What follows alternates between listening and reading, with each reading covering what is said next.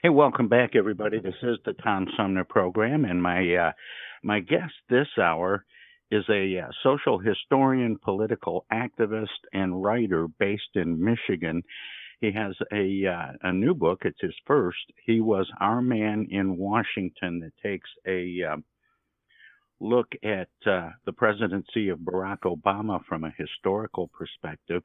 The full title is He Was Our Man in Washington, A History of the Obama Years from writer Owen Symes. And he joins me by phone.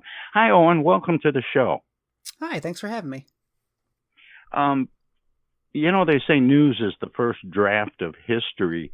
Has there been enough time passed to really get a good historical look at the Obama years, and how is history judging the Obama years? Yeah, Tom, that's a good question.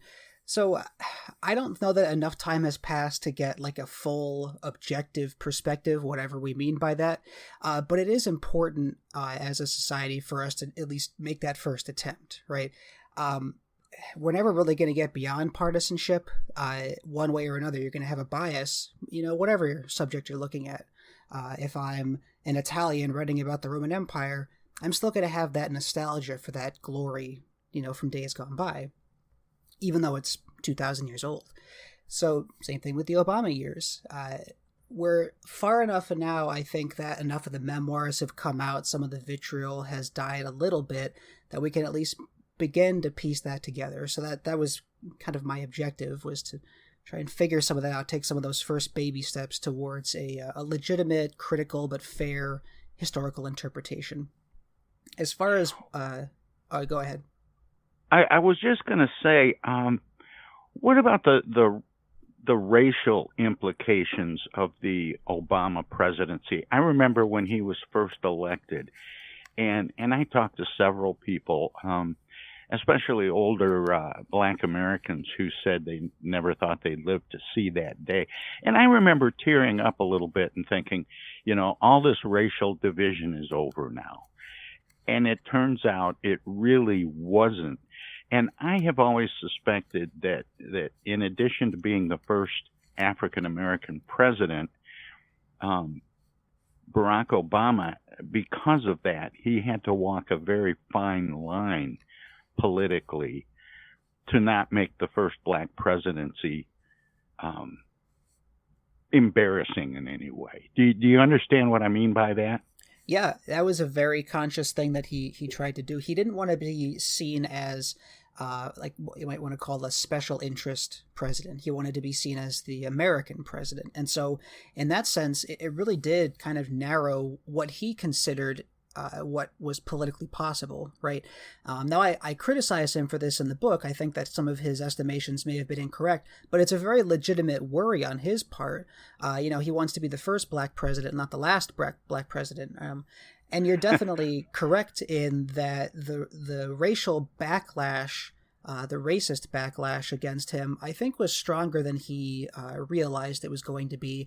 And that, I think, speaks to the optimism of him as a person and also to the campaign that he ran, that whole hope and change thing. As it turns out, the problems in American society, whether it's racism or economic inequality or military adventures abroad, they're very intractable because they go back so far in American history. And that's one of the reasons I tried in this book to begin each chapter with sometimes rather long introductions onto some of these topics, whether it's the history of African American experience in this continent, or whether it's the fight for gay liberation or the Iraq War.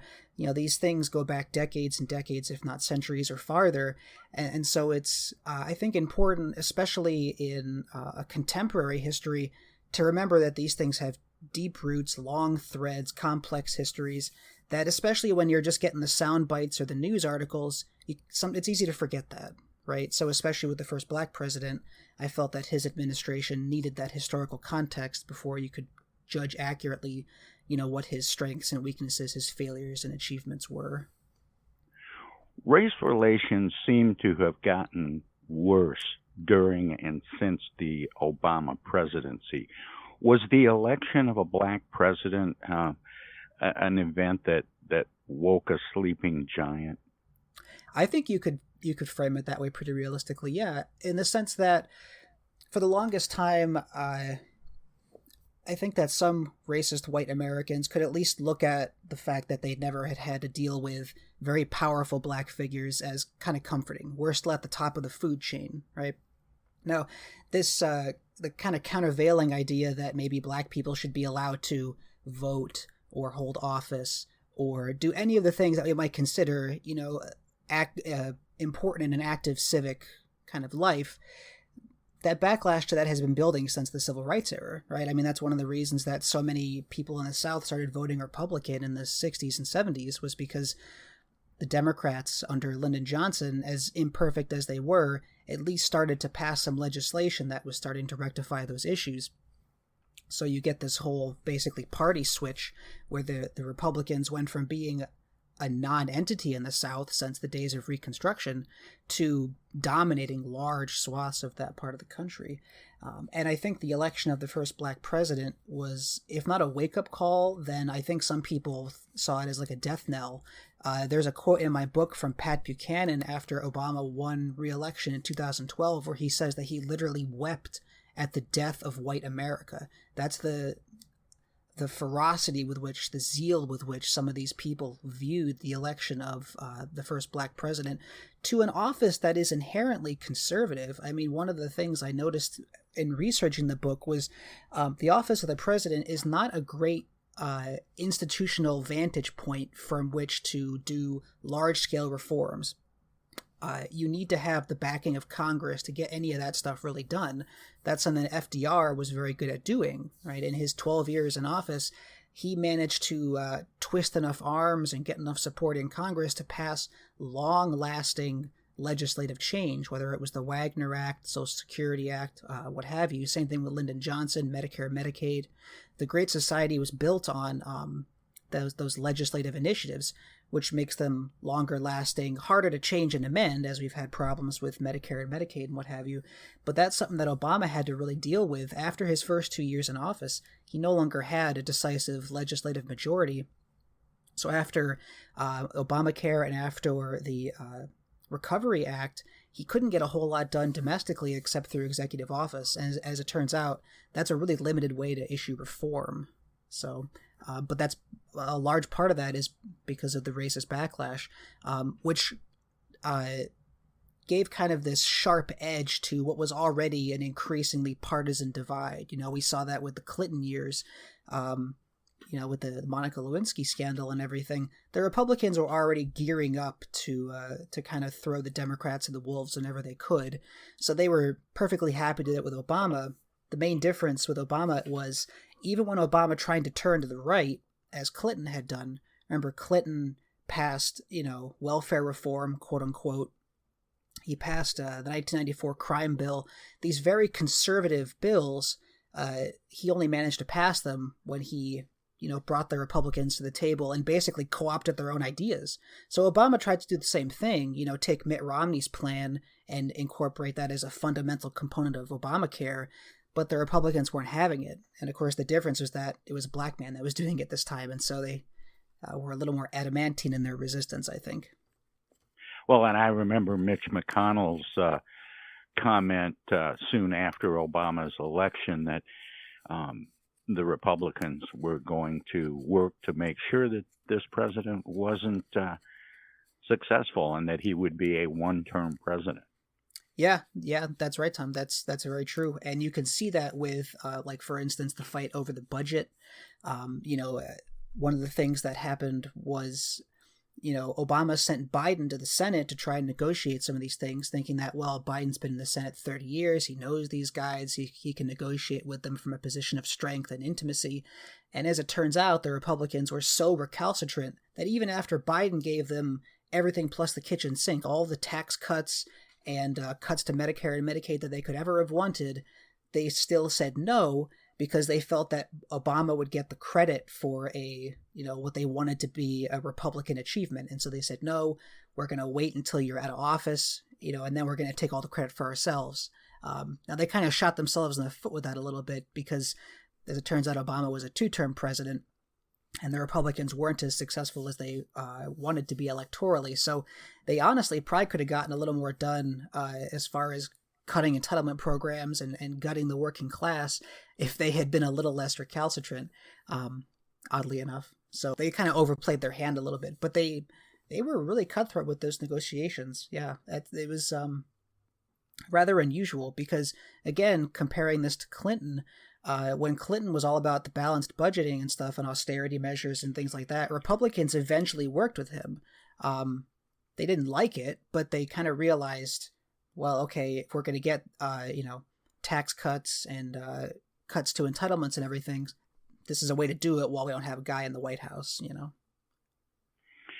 When you were laying this book out and in the process of researching for writing this book, you wanted it to be an objective look at the Obama presidency with all the praise and criticism that might invoke. But what kind of information did you have access to, and how did you ensure that the sources you used for the book weren't in fact themselves biased? Yeah, great question. So I didn't have any kind of special access to, secret archives or anything. I primarily worked off of any academic research I could find. So if someone had done a study on, for instance, Obama's climate change policies, they spent the last couple years kind of piecing together what Obama had done there. I used that. The federal government provides, through their records office, a lot of publicly available information. For instance, up until 2016, in fact, they have volumes of all of the president's public statements. So all of his speeches, all of his question and answer sessions, things like that, goes to a high school and answers questions. They compile all of that stuff and then put them in these long PDF documents that you can poke through.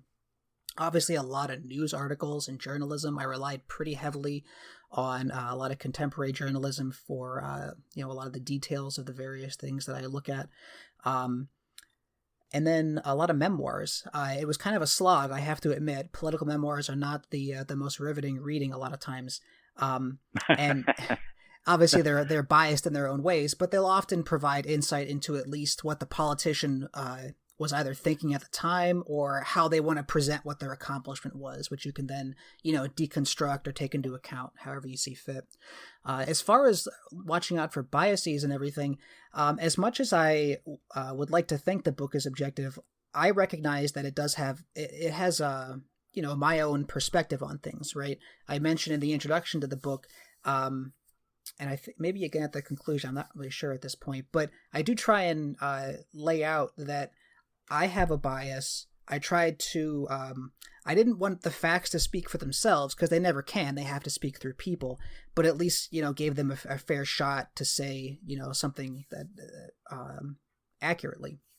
So I applied that same kind of methodology to the sources I was using, recognizing that any source is going to be biased, right? If I get a quote from Fox News, I have to recognize that they might have left something out of a longer quote in order to get, a partisan point across. Same thing for MSNBC or, an academic researcher talking about Obama and how that led to Trump or, whatever the case may be. So I think you just have to look at the larger context of the institution the source is coming from. Are they leaving anything out, to the best of your ability? Is what they're saying makes sense given all the other stuff you've read? And then where do the power relations play into it? So, for instance, when talking about climate change, obviously there's, despite the best efforts of scientists around the world, there is still a debate in this country about whether climate change is even real.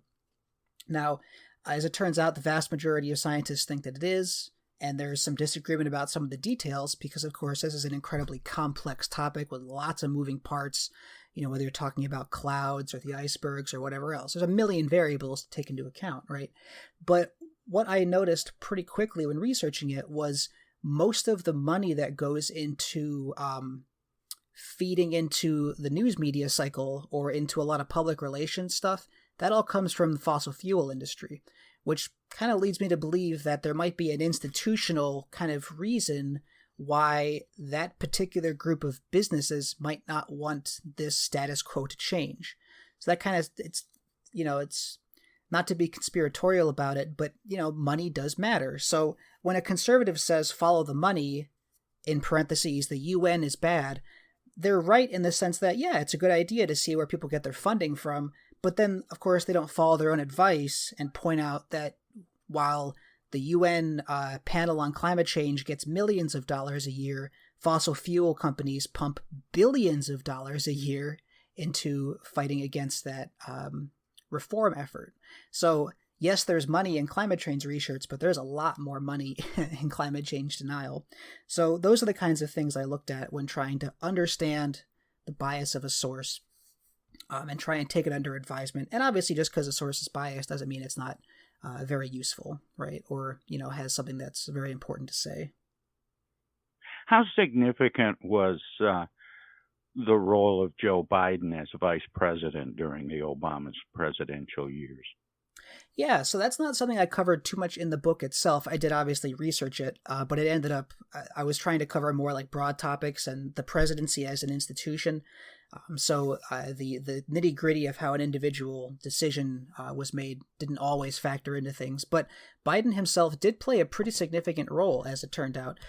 For instance, when Obama wanted to try and excise the U.S. from Iraq, he had already inherited this mess from Bush.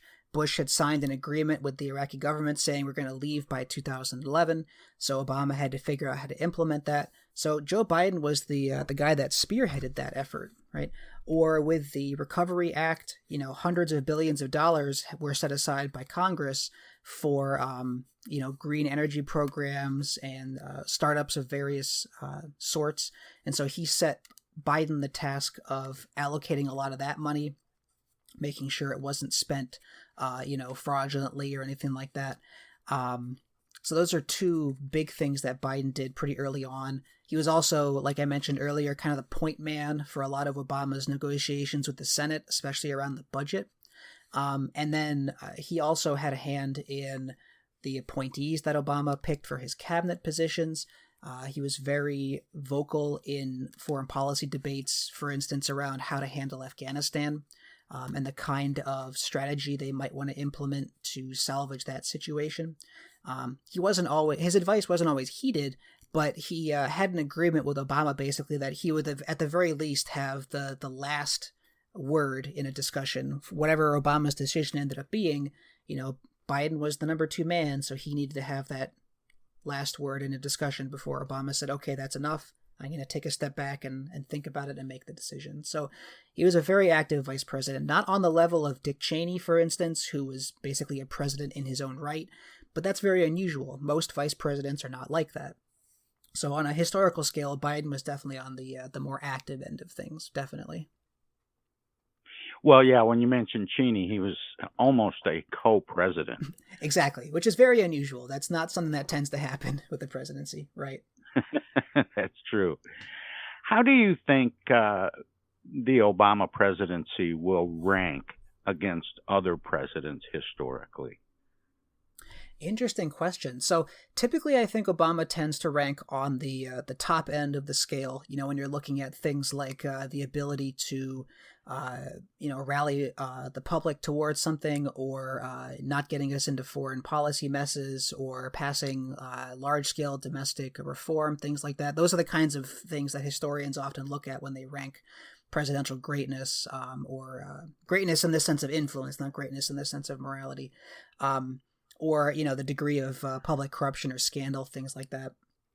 So obviously, as one who was able to rally the public to a particular piece of legislation or agenda, Obama probably doesn't fare very well there. Some of that, I think, is his own fault. After he was elected in 2008, he kind of, maybe abandoned is a little bit too strong, but he definitely marginalized a lot of the volunteer kind of army that he had built up for the election. So he wasn't really able, or I think willing really, to use that kind of grassroots mobilization to push more conservative Democrats, to say nothing of Republicans, into promoting legislation that might be a little more radical or like fundamental as far as what it was trying to change. So for instance, with Obamacare, Obama wasn't very interested from the get-go in the public option or in expanding Medicare to include more people. He was much more about trying to find a market-based solution. That's a much more conservative or Republican way of doing things. So, I think Obama didn't really feel the need to galvanize the public in that way. But also, we have to remember again that racism and partisanship played a huge role in blocking a lot of his subsequent projects like climate change legislation or what have you. So it would have been pretty hard for him to get beyond that. On the other hand, in foreign policy, for the most part, he didn't really get us into too many messes. I think Libya is probably the worst thing he did as far as destabilizing and having kind of unintended consequences. That was a almost complete disaster as soon as Gaddafi was out. But he kind of helped salvage Iraq. He did his best in Afghanistan. He didn't get us into any ridiculous trade war with China, things like that. So he probably fares pretty well there. And a lot of it depends on, your partisan perspective. If you're a liberal who thinks that the market needs a little bit of regulation, but not too much, that America should be, if not the world's policeman, then at least, nearby whenever an event happens or a crisis happens, I think Obama fares pretty well. His administration was also relatively scandal-free. There were a couple things here and there, but nothing on the scale of Reagan or Clinton or W. Bush or Trump, obviously. If you're a conservative, you might not like some of the more progressive social stuff, like supporting the marriage equality or getting rid of Don't Ask, Don't Tell, things like that. But I think if you take an honest look at his foreign policy, it was relatively muscular. He expanded the war on terror into Africa, notably. He obviously broadened the conflict in Afghanistan, sending 100,000 troops there. You can maybe criticize what he did in Iraq, although his hands are a little bit tied there by the legacy that Bush left him. And economically, he continued what Bush started, bailing out large financial institutions and trying to protect the market from its own excesses. But he was fundamentally capitalist in that respect. So economically, foreign policy-wise, I think even Republicans have to give him some credit. Yeah, you mentioned that, his presidency was relatively scandal-free. We didn't see, sex scandals or political scandals like we've seen in the White House in other administrations. You think he'll get credit for that, for having been basically a pretty good moral center? That's an interesting question. I think that might depend on if we can regain some national stability. So one of the drawbacks, I think, possibly of the Obama administration is that because the change that he managed to institute was very conservative, it was trying to get back to a status quo like the pre-Bush years, like a Clinton kind of status quo, as opposed to, hey, we have to radically rein in the banks or radically curtail our military adventures or things like that. So in kind of helping the status quo to kind of limp back into the boxing ring, so to speak, the danger there obviously is that in not doing the more radical change, she just opened the door to something worse. Now, if under Biden we can get back to a legitimately, pre-W. Bush status quo, and most people like that, then I think Obama will be seen as a step in the right direction. This guy, he didn't get all he wanted to do, but a lot of that was out of his control and was part of the kind of the racist backlash, but he made a pretty good effort. I can see people saying that. Now, if things continue to deteriorate and get more partisan and more hyperbolic and more desperate as the economy continues to falter, then I think Obama will be seen as a little bit weaker. Well, he should have done more because look how his attempts have tailspun into Trump, into a weak Biden, into whatever comes next. So in that sense, I think the scandals will seem kind of, the lack of scandals will seem kind of small potatoes amidst, worsening situation. So I think it depends if things get better or worse, how that part of his legacy will be viewed. And you mentioned a weak Biden. To what degree is the Biden presidency um, Obama 2.0? So far, it seems like it's to a pretty strong degree, right? Biden has said that he doesn't support any kind of Medicare for all legislation, which indicates to me, at least, that he's pretty wedded to the legacy of Obamacare, and that if we just have to tweak that and it'll be good enough. Why go beyond the Affordable Care Act and do something radical when the Affordable Care Act just needs to be given a chance to work properly? This idea that markets can solve healthcare, even though healthcare is kind of different than buying a television. It's not exactly a consumer good. If you're having a heart attack, you can't shop around like you go to Walmart, But that's it's kind of beside the point here. So in healthcare, very wedded to the Obama administration. As far as foreign policy goes, I think he's just trying to build off of the pivot towards China, was what they called it under the Obama administration. I don't focus on it in my book because I wanted to focus more on the war on terror, but Obama was trying to extricate American foreign policy emphasis from the Middle East, where he thought it was being wasted, and more towards East Asia, where, obviously China has become a competitor to U.S. global preeminence. So I think Biden is building off of that. I think he's more bellicose about it. He talks much more about fighting authoritarianism. And it kind of seems like he almost wants to start a Cold War with China. In that sense, he's building off of Trump, actually. But that did begin under Obama. Obama's rhetoric was a little more conciliatory, a little less bellicose, but the emphasis towards China was still there in nascent form. And then as far as the economy goes, Biden is a capitalist just like Obama was. He still has a faith in markets to solve most problems. So I don't expect to see anything super radical from his administration in that regard. And even something like the stimulus bill that's being debated, as expensive as it sounds like it's going to be, that's still Keynesian economics, priming the pump, stimulating the economy federally when there's not private demand. But the ultimate goal of that, as conservatives tend to forget, is to allow the government to take a step back after that stimulus has been done and allow a revitalized private market to take the initiative again. So it's not like Biden is trying to nationalize industries or things like that. He's just trying to give a helping hand to these faltering private institutions, which is another Obama legacy. And that's something that I don't think Biden is going to change on. Same thing with climate change, trying to get private corporations to do the right thing on their own, as opposed to mandating from the top down that these things need to change. So there's a faith that these corporations will see reason as opposed to see profit. I'm not convinced, but I think Biden is, and that's a legacy of his years in the Obama administration as well. Now, the book's called He Was Our Man in Washington. Oh, and what do you mean, our man? Who's the our in the title? Sure. So when Obama recently took office, 2009, he met with a number of bigwig financial executives, some of the top guys in the country. And after that interview, a journalist interviewed one of these guys and asked him, how was the meeting, right? How did this go with the president? It's something I'm rather curious about.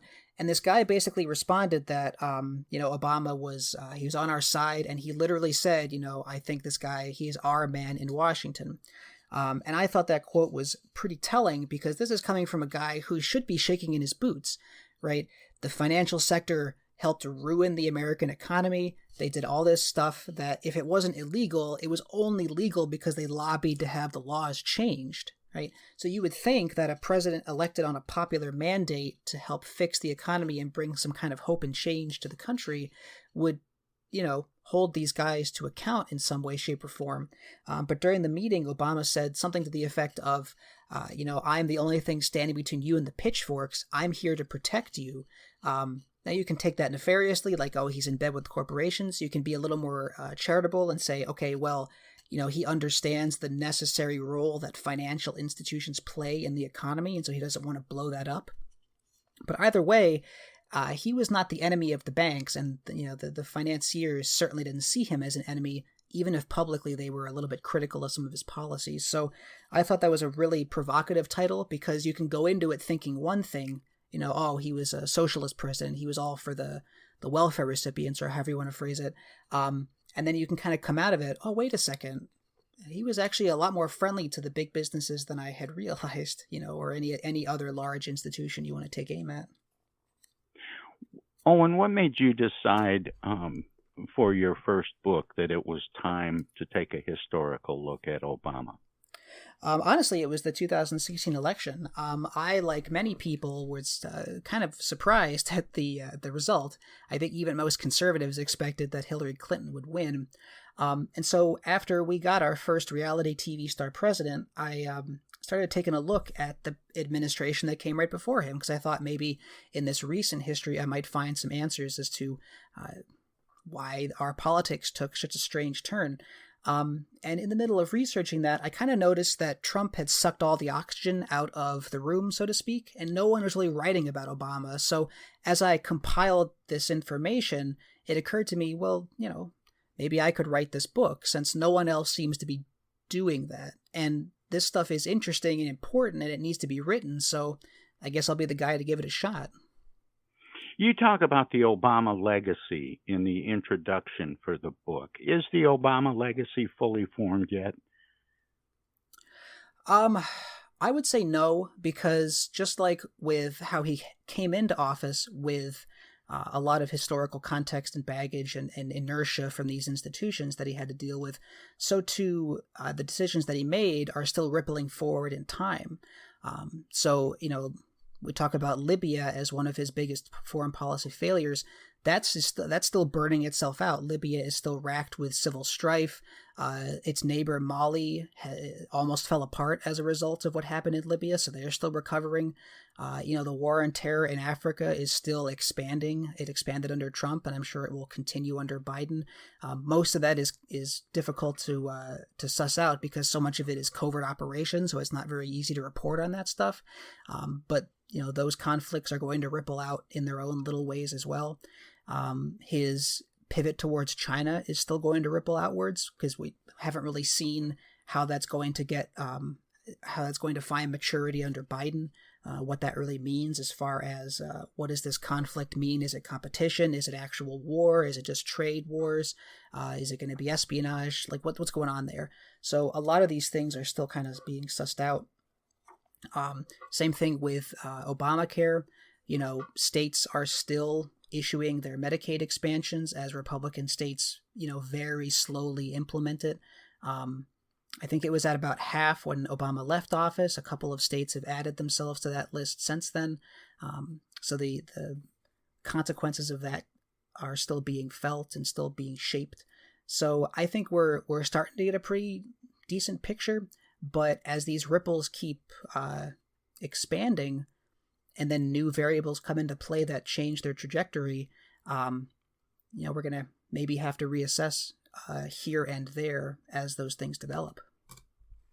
Well, it's a fascinating book. The book is called He Was Our Man in the White House, A History of the Obama Years, and it takes a real deep dive on a lot of topics, including war, the economy, healthcare reform, civil rights versus law and order, climate change, and citizens on the margin. And as I said, we've just sort of scratched the surface talking about it with the author, Owen Symes. Owen, we've got to wrap it up, but I always give guests an opportunity to let listeners know where they can find out more about what we've been talking about and about you and your work, past, present, and future. Obviously, the book is a great place to start. Again, it's called He Was Our Man in Washington, A History of the Obama Years. But do you have a website, Owen? Yeah, so they can find more information about the book specifically at johnhuntpublishing.com, and then just type in the book. As far as me personally, they can follow me on Twitter at Owen Symes, OwenSymes. And they can check out my Facebook page at Owen D. Symes. Regular Owen Symes is a guy in New Zealand, so he stole that name before I could get to it. But yeah, those are the two easiest ways to follow me. And like I said, johnhuntpublishing.com to check out the book. They can get it at Amazon, Barnes & Noble, IndieBound if they want to go through a local bookstore, which I always recommend. I don't think Jeff Bezos needs more money, but if they have to get on Amazon, that's the way it is. Well, Owen, thank you so much for spending this time with me and our listeners this morning. And maybe we'll get a chance to talk again. What's next for you? Yeah, so right now I'm looking at the history of policing in the United States. There's a lot of stuff out there, individual topical surveys about, the state police in Pennsylvania or the war on drugs. Not a lot of stuff that kind of ties it all together. It talks about the development of policing, its history, how it's viewed in the media, how it's presented to people in fiction. So I'm looking into that, maybe trying to see if I can piece together some kind of, general survey of that topic. So it's a very broad topic, but very interesting at the same time. Well, Owen, thanks again, and keep up the good work. Yeah, my pleasure, Tom. Thanks for having me. Take care.